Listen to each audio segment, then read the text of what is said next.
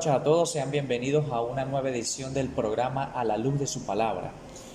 Queremos enviar un saludo especial a todas las personas que nos están viendo en este momento y deseamos que la bendición del cielo pueda alcanzarle hasta allí, hasta la comodidad de su hogar, su casa, donde quiera que usted se encuentre.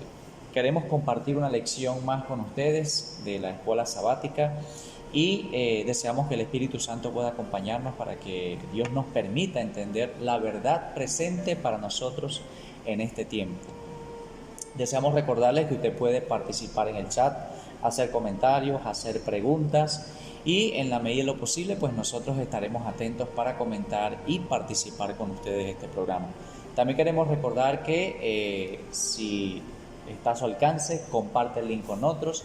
Si no se ha suscrito al canal, suscríbase y déle a la campanita para que cada vez que subamos un programa al canal Sonido Central Media, pues usted pueda también disfrutar de esta programación.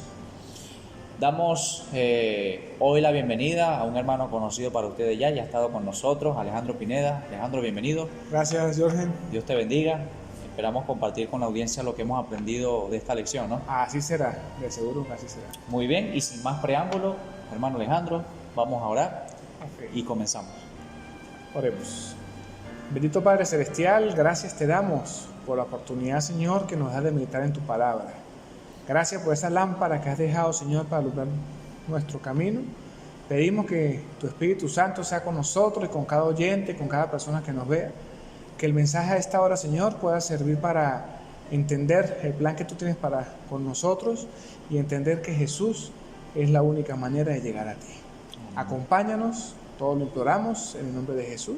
Amén. Hermano Alejandro, según el título de la lección, Jesús abre el camino a través del velo, sustentado en el versículo 24 del capítulo 9 del libro de Hebreos. Dice, porque no entró Cristo en el santuario hecho de mano, figura del verdadero, sino en el cielo mismo para presentarse ahora por nosotros ante Dios. Pues este es un versículo clave, ¿verdad? Porque nos muestra que gracias a Jesús podemos ahora acercarnos al Señor.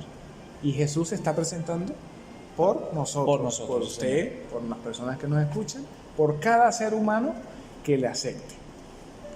Ahora yo me imagino ese momento cuando los discípulos vieron ascender a Jesús al cielo.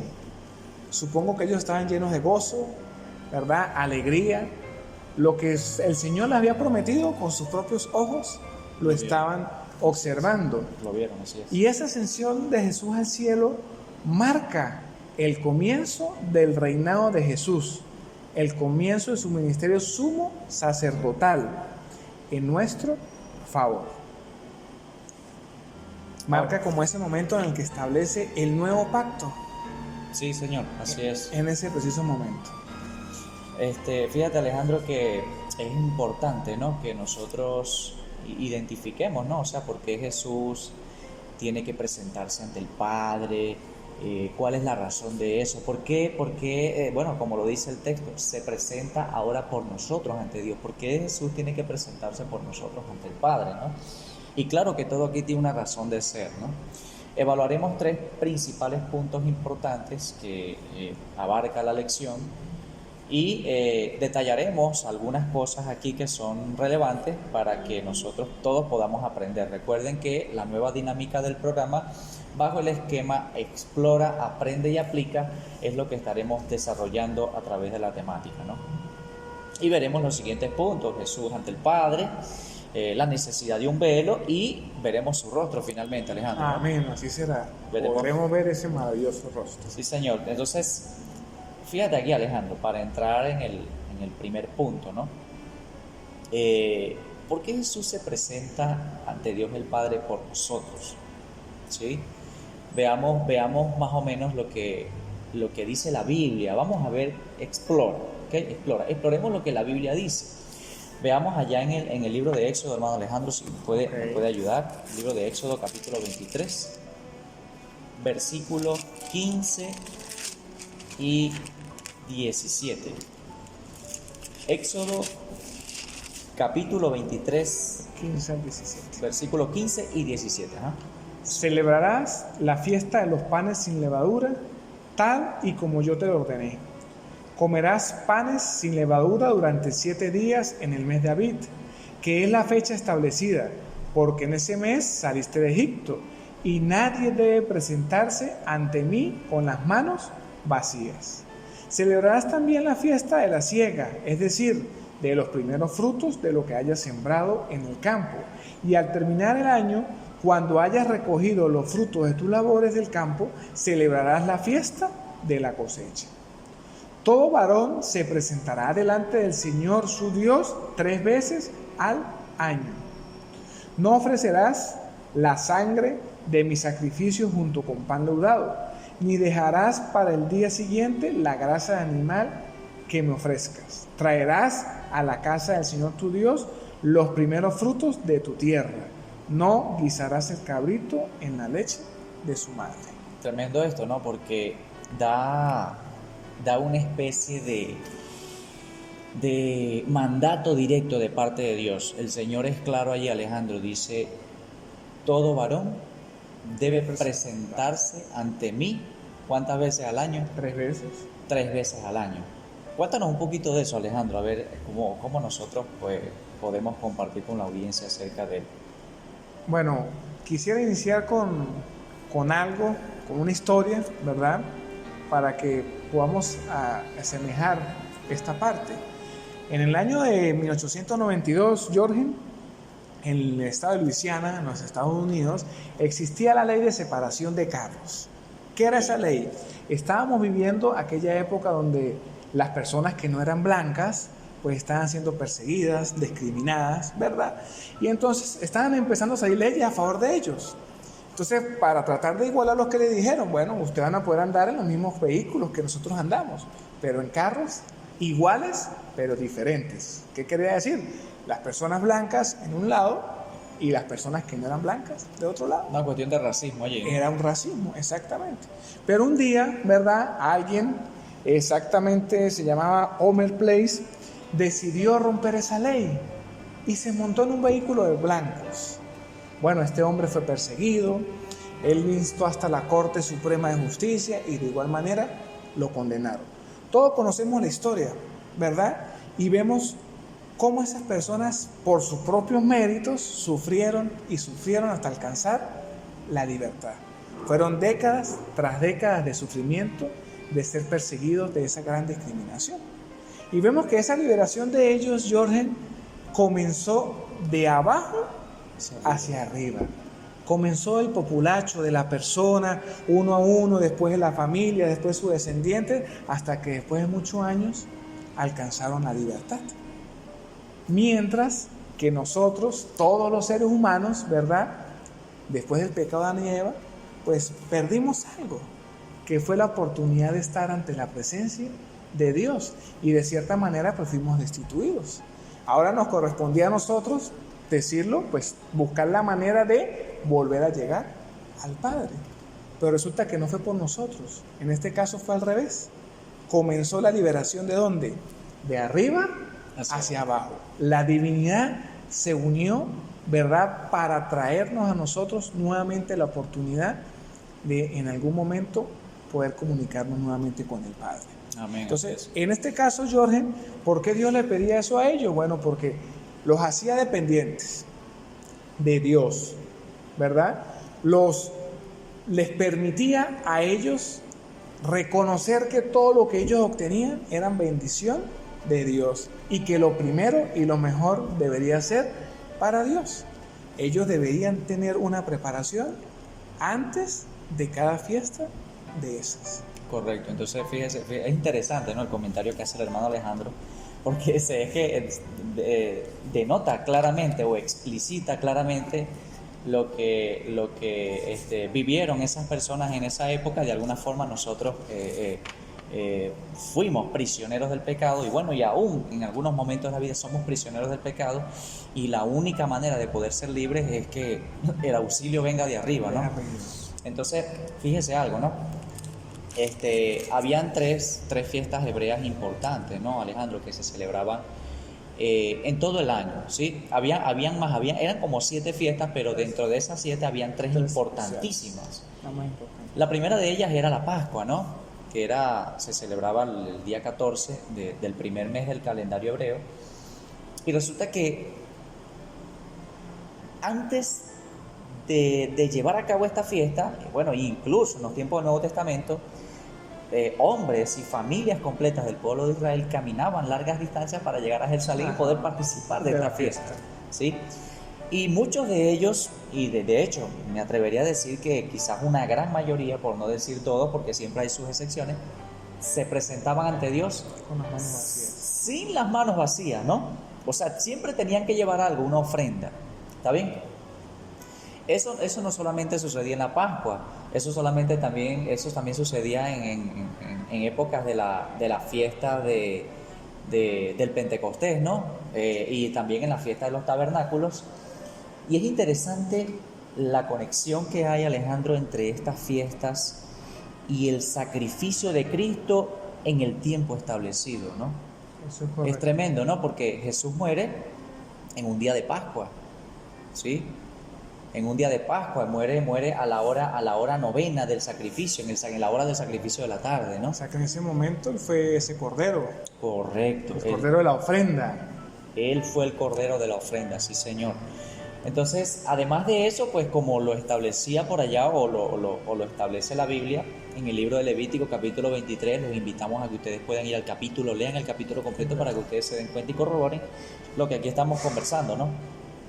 De alguna forma, pues al día 15 siguiente ellos debían hacer algo que le llaman gavillas. Era la primera cosecha de los frutos de la siembra. O sea que la agricultura también era parte de la religión del pueblo de Israel, ¿no? Y de esa cosecha ellos debían sacar las primicias, ¿sabes? Correcto. Lo primero que se cosechaba era la ofrenda que iban a llevar en esa fiesta. Mira, y eso era sagrado, ¿viste? Correcto. Eso entonces, no se podía tocar. Pues eso nos muestra que no solamente la agricultura, sino todo el entorno de vida de aquel pueblo tenía que ver con la religión. Correcto. Todo, absolutamente todo. Y fíjate que la Biblia también dice que a partir de ese día, en el día 50, los primeros frutos de la cosecha eran del Señor. Eso no se podía tocar, cosa sagrada del Señor.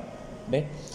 Entonces, fíjate que el Señor, después de haber muerto, Él resucita al tercer día, lleva las primicias al cielo. Entonces, de alguna forma eso representa lo primero, ¿no? De los frutos. ¿Sí? O la mesía de la gavilla. Correcto, es que en Jesús podemos ver que se cumple todo. Todos esos ritos se cumplen con en exactitud, Jesús, ¿no? y con exactitud. Exactamente y puntuales. Así Luego es. de llevar las primicias, venía la siguiente fiesta, Pentecostés. Correcto.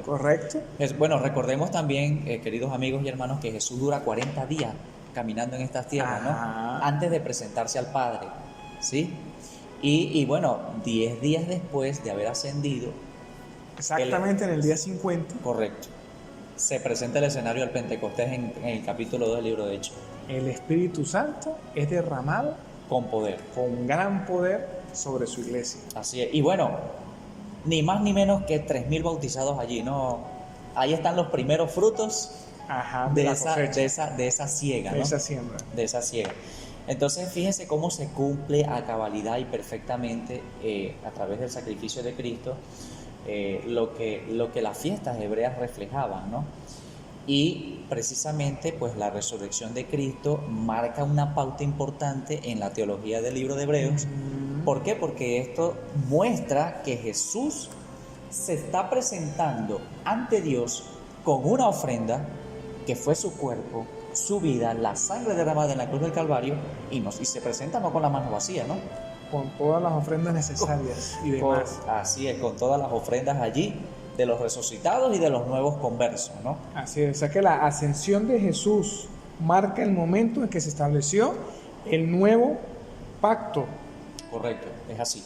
Que brinda los medios necesarios para que nosotros, ¿verdad?, podamos acercarnos a Dios. Eso es correcto.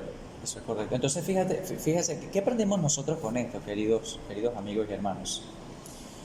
Dios pide que nosotros nos presentemos ante Él. De hecho, al pueblo de Israel le hizo una invitación. Pero hubo una preparación previa, ¿no, Alejandro? ¿Recuerdas ese evento cuando el Señor le dice a Moisés, por allá en el capítulo 19 del libro de Éxodo, le dice, dile al pueblo que debe purificarse, ¿no? Debe purificarse, debe limpiar su corazón para que ellos puedan presentarse ante mí. Ante la presencia No de se Dios. alleguen a mujer, bueno, en fin, una serie de Un cosas. requisito que le dio. Correcto. Pero Dios hacía una invitación. Es decir, que nosotros debemos acercarnos a Dios confiadamente, ya que Jesucristo está ante la misma presencia del Padre con una ofrenda perfecta, suficiente para que todo ser humano que quiera acercarse a Dios pueda ser acepto, ¿ve? Y pueda llegar o tener acceso al trono de la gracia sin ningún impedimento. ¿Está bien? Así es. Y bueno, por allá en el libro de Mateo capítulo 5, versículo 8, Alejandro, tenemos un versículo interesante, ¿no?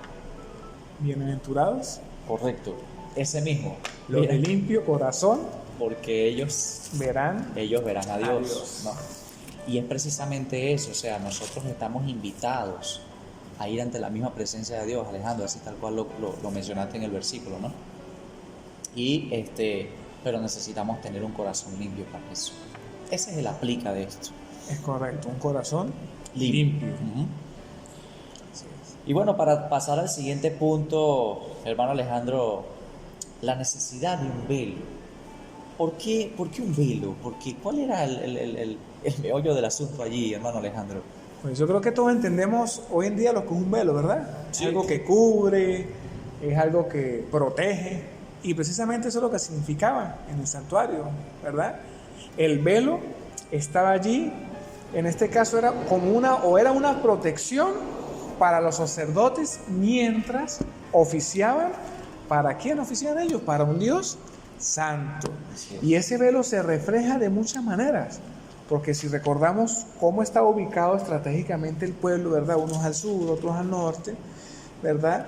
Y allí en el centro pues estaba el lugar, que es el lugar donde estaba la presencia de Dios, y alrededor de ese lugar, ¿quiénes eran los que estaban allí, Jorge? Los levitas. Los levitas. ¿Y qué representan ellos allí? Pues ese velo protector, ¿para quién? Para el pueblo, Correcto. para evitar que de pronto el pueblo hubiese o quisiera llegar a ese lugar y saliera perjudicado, podían morir. Correcto. Es decir, que los levitas servían como velo, pues. Los levitas servían como velo. Correcto. Entonces, fíjese lo que dice, vamos a ver qué dice la Biblia al respecto, ¿no? Aquí está la explora de esto. Dice por allá en el libro de Levítico, 16. capítulo 16. Si lo Uno y puedes leer, Alejandro, allí. Levítico 16. Levítico 1 y 2. 16, versículo 1 y 2, correcto. Lo tenemos. Dice así: después de que los dos hijos de Aarón se acercaban al Señor y murieron, el Señor habló con Moisés y le dijo: dile a tu hermano Aarón que para que no muera, no entre en cualquier momento en el santuario detrás del velo, es decir, el que está sobre el arca delante del propiciatorio, porque yo me manifestaré allí en la nube. Sí, o sea, para nadie era un secreto que el Señor se manifestaba o manifestaba su gloria, pues, Correcto. precisamente en el lugar santísimo, ¿no? Y recordemos que, Alejandro, ahí había una cortina, ¿no?, que dividía el lugar santo del lugar santísimo. Era un velo. Un velo. Un velo. ¿Y con qué objetivo estaba este velo allí? Con el objetivo de proteger al sacerdote, ¿sí? Al sacerdote y de alguna forma pues no muriera cuando la presencia de Dios se manifestara allí en su gloria. E inclusive, Jorge, cuando el sacerdote ingresaba allí, era protegido por un velo de humo. Correcto, sí señor. Era protegido por un velo de humo del incienso. Eso es O correcto. sea, en todo momento, el hombre, por más que Dios le permitió llegar hasta su presencia, siempre hubo ese velo. Correcto, es así. Entonces fíjese la función del velo, ¿no? La función del velo era proteger finalmente. Proteger. ¿No? Proteger. Y bueno, ¿qué aprendemos nosotros con esto, queridos amigos y hermanos? Mira, hay una historia, ¿no? Que dice lo siguiente, ¿no?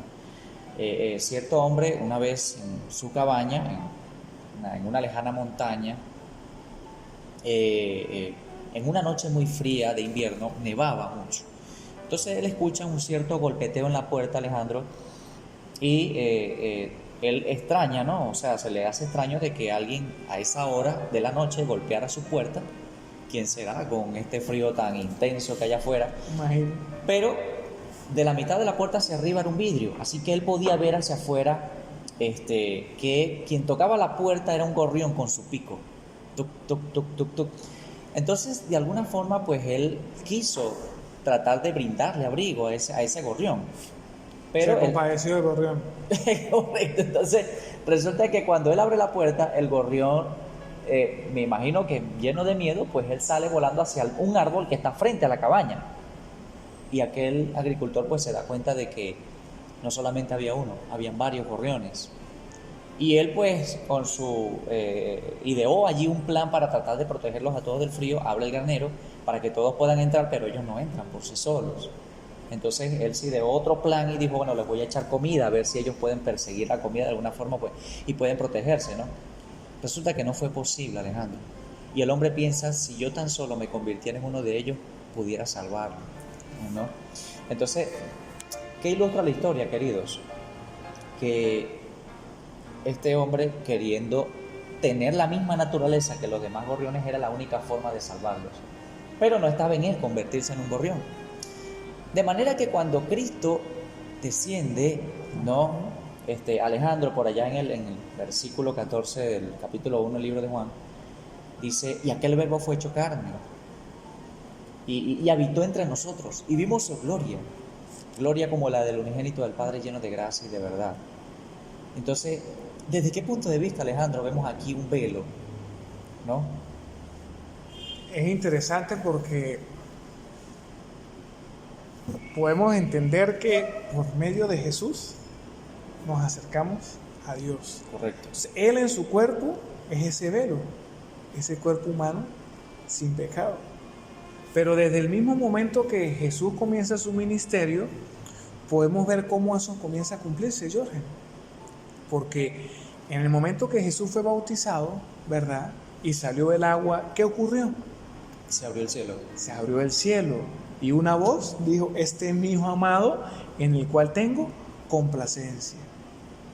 Dios Padre no hablaba al hombre desde el monte de Sinaí. Y en ese preciso momento, después de tanto tiempo, habla a la congregación. Y eso que aún el plan no se había concluido. Correcto. Pero debía ser considerado como una realidad. Debería ser considerado. En el caso del hombre de la historia, él entendió y quiso ser un gorrión. Y obviamente no pudo. Pero Dios Padre se rebajó, Dios Hijo, perdón, se rebajó, se convirtió en como uno de nosotros para entendernos y para que nosotros pudiéramos entender su lenguaje y el plan que tenía para nosotros.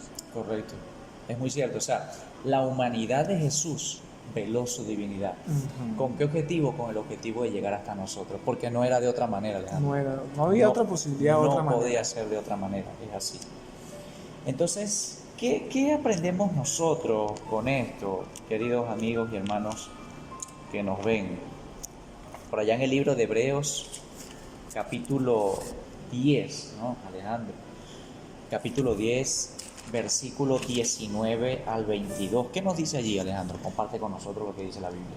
Hermanos, puesto que con toda libertad podemos entrar en el lugar santísimo por la sangre de Jesucristo, por el camino nuevo y vivo que Él nos abrió a través del velo, es decir, de su propio cuerpo, y puesto que tenemos un gran sacerdote al frente de la casa de Dios, acerquémonos con un corazón sincero y con la plena seguridad de la fe, con el corazón purificado de una mala conciencia y con el cuerpo lavado en agua pura.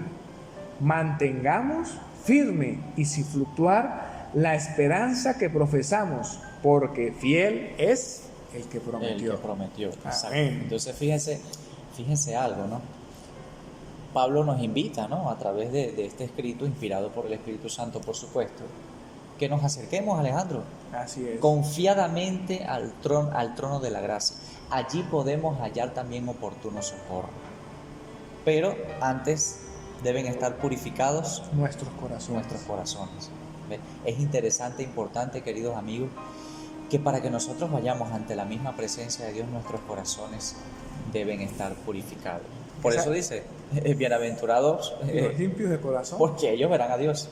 O sea que esa es la mayor ofrenda que el ser humano puede presentarle al Señor. Correcto.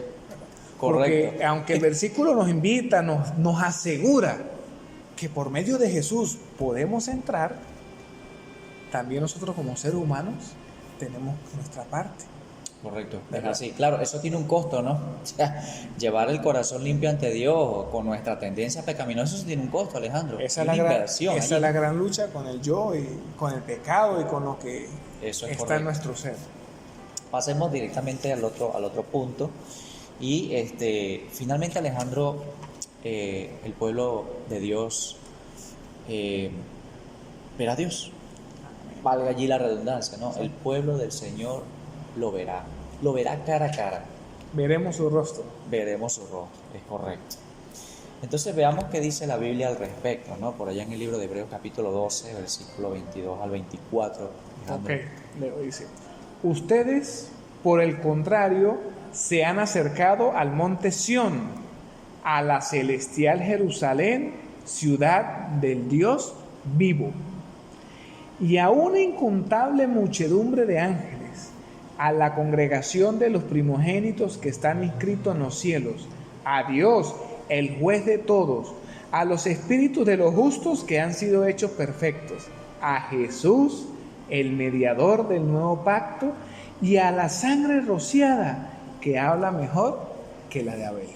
Tremendo esto, ¿no? Porque, Maravilloso. mire, Alejandro, ¿recuerdas el evento cuando el Señor le habló al pueblo desde la montaña? Y hablándole acerca de la ley, los 10 mandamientos, el decálogo, ¿no? Temieron en gran manera. Les dio miedo, ¿sí? Entonces, de alguna forma, pues estos se acercaron y bueno, había un límite establecido, ellos no podían traspasar ese límite, podían morir. ¿Ve? Pues, hoy en día nosotros, Pablo lo asegura aquí, ¿no? En su escrito, inspirado por el Espíritu Santo, pues, ellos, o él plasma y dice, nosotros no nos hemos acercado al monte Sinaí. ¿A dónde nos acercamos? Al monte Sión, a la nueva Jerusalén. A la tierra prometida. No porque quizás lo hayamos hecho de manera corporal, sino que es una realidad, Alejandro. Debe ser considerada una realidad en nuestra vida, ¿sí? Entonces, desde ese punto de vista, pues, nosotros nos acercamos al trono de la gracia, ¿ok? Para hallar allí oportuno socorro. ¿Y qué es lo que nos garantiza eso? Que Jesús está en el cielo, ¿verdad? No solamente intercediendo, sino está por mí. Correcto, es así. Él está por mí. Y eso es lo que nos asegura. Solamente tenemos que creer, como dice Hebreos 11, ¿verdad? Creer en lo que no vemos, pero estar seguros de que si el Señor prometió, Cumplirá. Cumplirá. Así es, la Y promesa nosotros del Señor podemos es ser segura. parte segura de esa promesa. O sea, podemos estar allí. Correcto. Es así. Bueno, entonces lo que dice Alejandro es prácticamente la prende. Mire, o sea, es una promesa en la cual usted y yo debemos confiar. Debemos estar plenamente confiados en eso, ¿no? Y finalmente, pues, el aplica de esto, Alejandro, yo creo que está por allá en el capítulo, ahí está, ya Alejandro está listo con la cita, ¿no?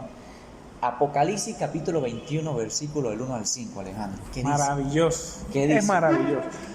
Y yo quisiera invitar a los hermanos que podamos trasladarnos a esta cena. Vi entonces un cielo nuevo y una tierra nueva, porque el primer cielo y la primera tierra habían dejado de existir, y el mar tampoco existía ya. Vi también que la ciudad santa, la nueva Jerusalén, descendía del cielo de Dios, ataviada como una novia que se adorna para su marido. Entonces oí que desde el trono salía una potente voz, la cual decía: aquí está el tabernáculo de Dios con los hombres. Él vivirá con ellos y ellos serán su pueblo. Y Dios mismo estará con ellos y será su Dios. Dios enjugará las lágrimas de los ojos de ellos, y ya no habrá muerte, ni más llanto, ni lamento, ni dolor, porque las primeras cosas habrían dejado de existir.